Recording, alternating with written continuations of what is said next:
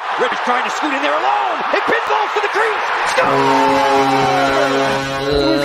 Let's get it. Oh my God! Here we go. You're listening to the Pod Street Blues Podcast with your hosts, Derek. How you gonna get it, Bobby? John. Matt Casey. Unnecessary, but totally necessary. And Cody. What's not to love?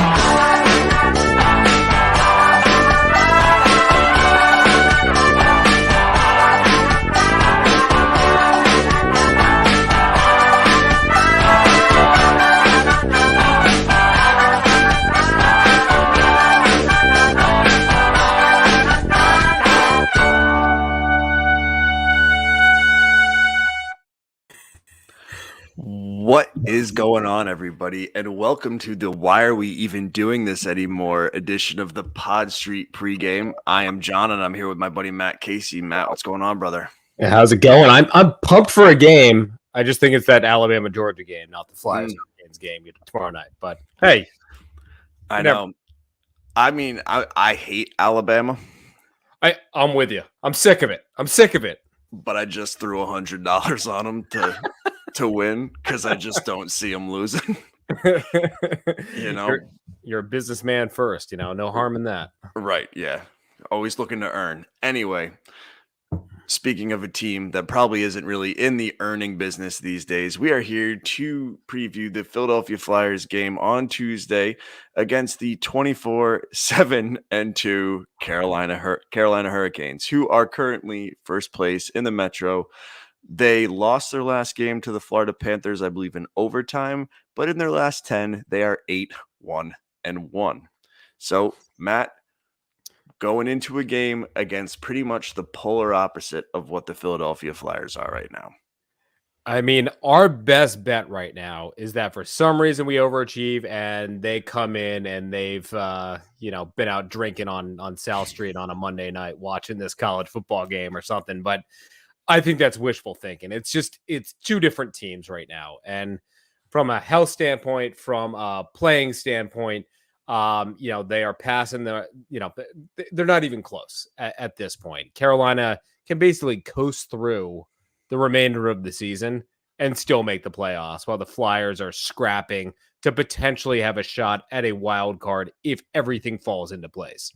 It is pretty crazy, the disparity between the top 8 teams in the East and kind of the rest. And then you look at that Western Conference, and it's just like you could put them all in a bingo thing.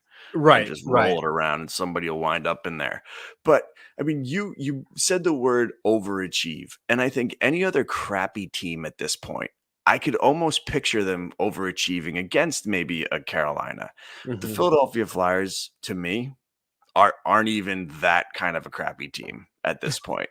And I think what I need to look for most here in this game, right, is the coaching here. Because this roster, to our understanding, is going to be completely depleted. I mean, to our understanding, Provorov's still going to be out, right?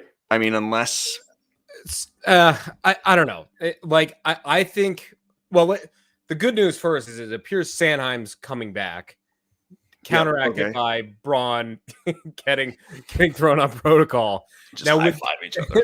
With that, tag out, man. Braun's like, I've done enough. I have done enough. And by the way, totally messed up, but this is totally shaping up like Keith Yandel is going to get this on January 23rd, one day before his Iron Man streak. And then you have in limbo, you have Provorov, Konechny, Giroux. Anybody else? I think that's it, right? We already got Sealer back. Is Jackson Cates and whoever was with Jackson Cates? Cates and Sealer came back, yeah. Right. But I think we're going to get at least one more of Giroux, Konechny, or Provorov back, maybe even two. I think we heard a little bit today, and I think Yo even said it, that he's like, I think we're going to get one or two of those guys back. Right. So, I mean, even with them returning, though, you also factor in Coots, Ryan Ellis, right? This is a depleted team without COVID. COVID adds a brand new layer to this. But the reason I want to keep an eye on coaching is because, and we've mentioned this a little bit in the show last night, we need this coaching staff to be able to motivate this team to come out hungry and at least put together a performance that yells, "We're laying it out all on the ice." Yeah, I mean, last night we had talked about kind of the perfect storm, at least that I saw, a reason why this season is not going well, and it's the COVID issue, the unprecedented injury issue, and then the lack of coaching, or lack of receptive coach or players receptive to being coached. And I think coming off a tough road trip, you have the injuries, you have all that sort of stuff. You had a day off on Sunday. You had, you played an okay game Saturday. I mean, I'd put it as an okay game. That Sure. third period was tough to watch, but and then you have a full day of practice today. And so I think that, from a coaching standpoint, that's something that you can control. And I think this is really going to sort of indicate if people are really buying into Mike Yo's system. And Right. I don't know if it's going to be enough to win, but I think you're right. It's going to be, are you guys buying in? Is there passion and enthusiasm? Are you guys playing a smart game of hockey that is going to make it tough make them beat you? Don't let the Flyers beat themselves by doing mistakes. So Right. I mean, and that's said perfectly, right? Because I think that the Flyers continually put themselves in positions to beat themselves. Right. And I'm not looking at the rest of this season or tomorrow's game and even going, hey, let's go out and win this. Right. I'm curbing my expectations and going, just put together a decent enough game where you can walk away and go, all right, they battled. Build off it. Yeah. Right. And I mean, maybe it's a coaching issue, maybe it's a player issue, but it's like at some point we need to be able to see this staff get something out of whatever group they have here. What do you think? I mean, look, it's tough to pinpoint something that's gone really right in the last couple weeks. But if you're looking for something tomorrow, and this is in our segment, but if you're looking for like a coaching element that you want to see applied to the game tomorrow night, like what do you think what are you actually looking for? And what do you think is feasible with one full day of practice? That's a really good question. You want to think?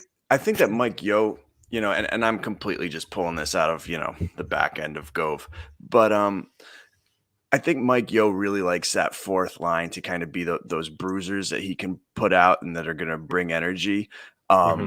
He doesn't really rely on them to produce any points. I mean, he's kind of come out and said that, right? That this is not a scoring line. This is a group that's going to go out against any line and add a little bit of energy.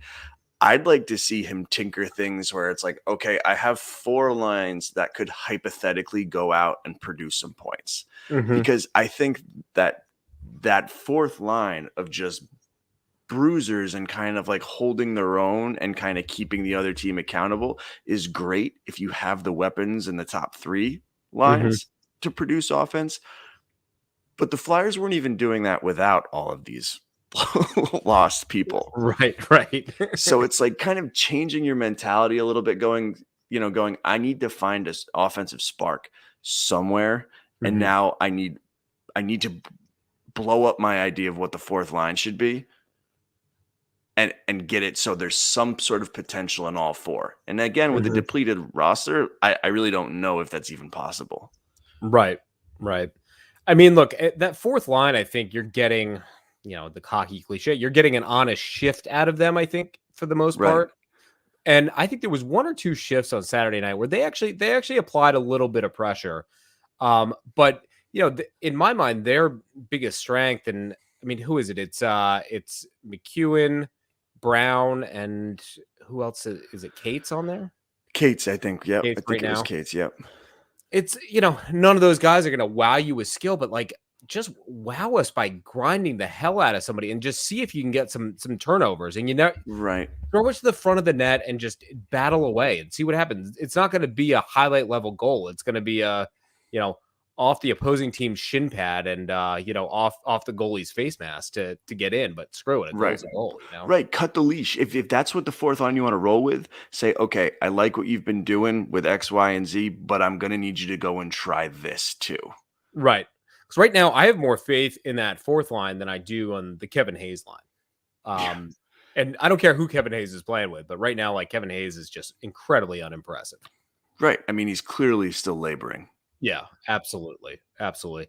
I think what I'm looking for, a little bit more X and O stuff. Like, you've had a full day of practice, and it all starts, the entire attack starts with the breakouts. Yeah. And the one thing you've seen, that we've missed with Ellis is great, like, long, he's really good at the long pass. But the one thing we've seen is is Cam York make really good, shorter, just basic passes. And sometimes it's like, all right, yeah, that's a little thing, but you look at Yandel throwing stuff into people's skates, like, then you're turning around and all of a sudden they can forecheck you right from the neutral zone. And so it's mind numbing, and just get that part of your game cleaned up. Like, just get that. And then all of a sudden you can get speed through the neutral zone. Sure. Then you might be able to get more of a forecheck. And then it has been done before, more of a 50-50 split in zone time. Like, we just don't have enough zone time even to get enough offense, but it all starts on that bet, and, like, arguably the first two passes of the breakout, which we for some reason can't do as an NHL team. Well, and it's like, we've said this numerous times, I think, on these pre-games and in our regular show, simplify your game. Right? You don't need that long pass. If it takes you 2 passes to get completely out of the zone into the offensive zone, who cares, as long as they're smart? Mm-hmm. I think that if they could just dumb it down a little bit and play a little bit more simplistic, they just don't have the talent to be anything more than simplistic at this point. Right. You have to play to the lowest common denominator, because right now that's basically what we're dealing with. But I can't. I hope we don't have to roll out with Sealer, Yandel, and Connaughton all in the same lineup again. Like, that can't happen. No, I mean, 3 guys who should essentially be 7th defensemen. Right. God, what are we doing here? Yeah, I mean, listen, it doesn't look pretty. I don't think it looks promising. But crazier things, I guess, have happened, right? I don't think that this game, even if they won, would do much to change anything at this point. Mm-hmm.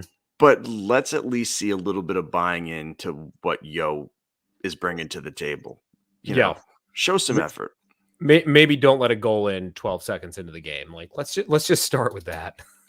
I know. I mean, I would love to hire somebody to just break down why this team's always sucks coming out of the gate. I mean, that's a. I don't even think that's coaching. That's players. Like, you got to come in ready to play a freaking game as a professional. And, like, what do you do as a coach? I feel like there's only so much that you can change to your pregame routine. Please shut up, Doug. Shut up, Doug. Are you calling your kid a dog? That's messed up. Yeah, my kid barks. That's great. Stop it. Yeah, so I've completely lost my train of thought. But I mean, like, what can Mike Yeo possibly do to change it enough where all of a sudden this team is coming out hot? You know? You can't give a Herb Brooks miracle speech on game 38 or whatever the hell we're on right now, game 33. Right. It's like, no, this is a game in January against the top team. Like, let's be honest with you, it's going to be a tough one, but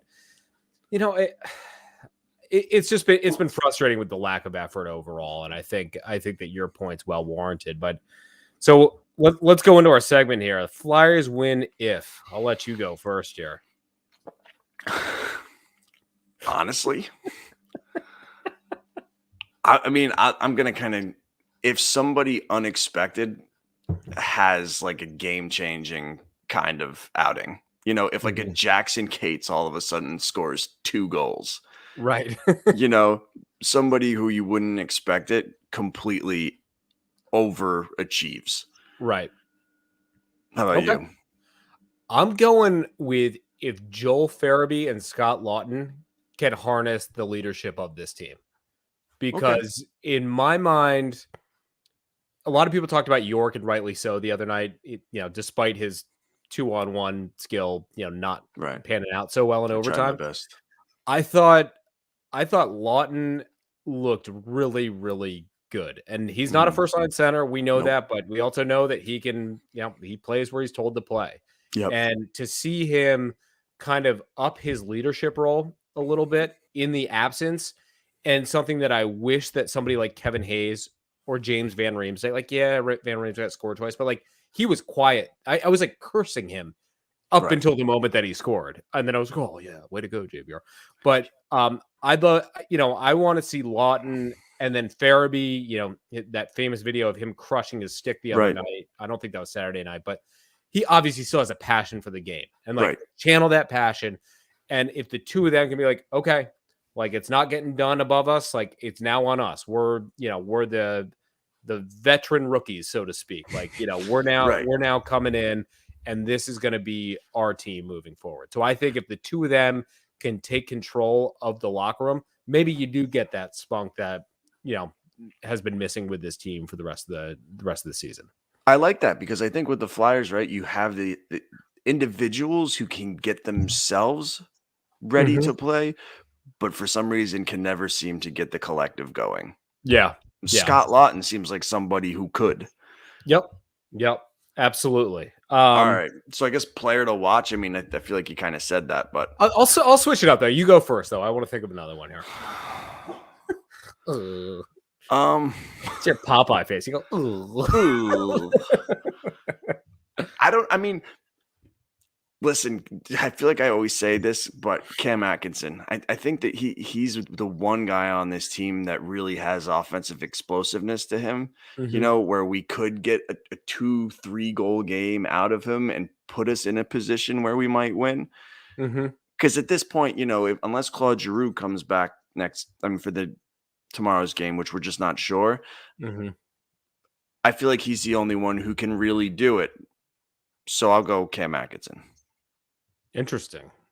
I like that. I thought he played actually decent the other night with he and York had a couple good moments in the offensive zone. There is not a single game though where that guy doesn't come out and play. Like he doesn't score every game. There's some nights where he's just not producing, but you can't say that he's not out, ready to rock and roll every game. Yeah. The one I'm going with is Morgan Frost. He's been invisible the last couple games. And I would argue that he hasn't really shown a whole lot of anything that in a regular season with a full roster. I don't know if he's a guy that ends up sticking around. Sure. He's got a sense that, this is an opportunity, even if the team's not doing great, that he really needs to step into. And I think Mike Yeo basically called him out today in the press conference, said, he's playing timid, or he's just not cutting it. And I think Frost acknowledges it as well. So I'm looking to see if that sparks him at all. And, whether or not it's putting the puck in the net or at least just creating opportunities. I'd like to see him step up. All right. Sounds good. I mean, listen, if this game is like anything else we've seen recently, I'm going to have it off by the end of the first period. But who knows, right? That's why hockey's a great sport any given night. Well, that's about it for us for this edition of the Pod Street pregame. I'm John. He's Matt.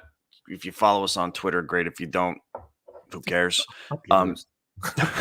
You can find this show on all your various podcast listening receptacles, including Apple Podcasts, Spotify, Amazon Music, Spreaker, Deezer, YouTube, and all the other ones. Check us out. Our regular show is typically on Sundays, and that's about it, my friend. So I'll leave everybody with a bye now. Let's go, Flyers.